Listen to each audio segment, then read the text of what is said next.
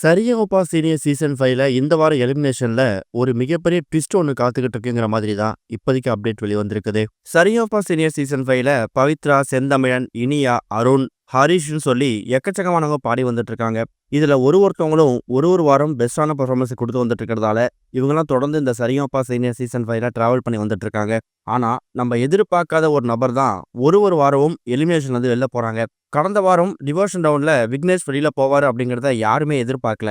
ஒரு சில வாரங்கள் மட்டுமே சரியா பெர்ஃபார்மன்ஸ் பண்ணி அதுக்கு அடுத்த வாரங்கள் கொஞ்சம் சொதப்பிட்டாங்கன்னா அவங்க கோல்டன் பெர்ஃபார்மன்ஸ் வாங்காம டேஞ்சர் ஜோனுக்கு வந்து அதுல ஒரு நபரா வெளியேற்றப்படுவது உறுதிங்கிறது தான் இந்த சரிகமபா சீனியர் சீசன் 5க்கான ஒரு முக்கியமான ரூலா இருந்து வந்துட்டு இருக்கு.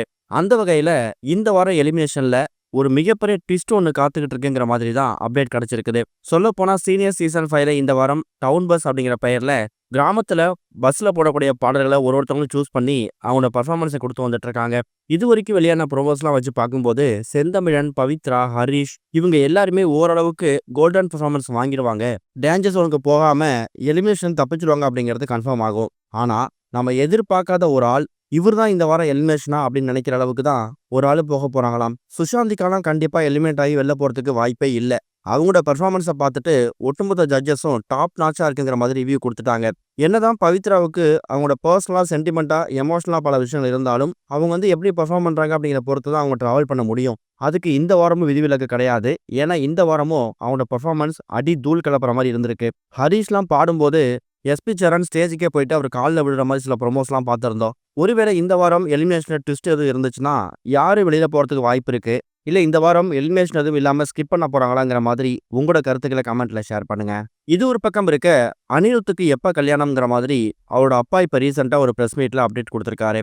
தமிழ் சினிமா மட்டும் இல்லாம பேன் இண்டியா லெவல்ல ஒரு ஃபேமஸான மியூசிக் டைரக்டரா வலம் வரக்கூடியவர் தான் அனிருத். அவர் இன்னமும் கல்யாணம் பண்ணிக்காம சிங்கிளா சுத்தி வந்துட்டு இருக்காரு. சமீபத்துல கூலி படத்தோட இசை வெளியீட்டு விழால கூட ஏசியாவோட மோஸ்ட் எலிஜிபிள் பேச்சுலர் அப்படிங்கிற ஒரு பட்டத்தை ரஜினிகாந்த் கொடுத்திருந்தாரு. நேத்து கூலி படம் ரிலீஸ் ஆன நிலையில இந்த படத்தை பார்க்கறதுக்காக அனிருத்தோட அப்பா தியேட்டர் வந்திருக்காரு.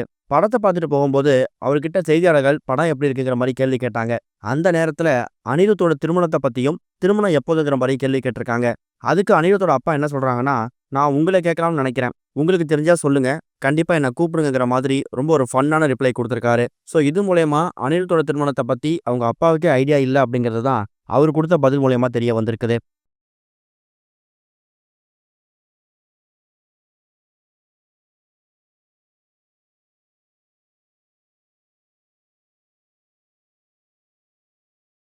இதுவரைக்கும் கனெக்டிங் டிவிக்கு சப்ஸ்கிரைப் பண்ணனா மறக்காம சப்ஸ்கிரைப் பண்ணிக்கங்க. உடனடி அப்டேட்ஸ் பெறுவதற்கு நோட்டிஃபிகேஷன் பெல்லையும் கிளிக் பண்ணிக்கங்க.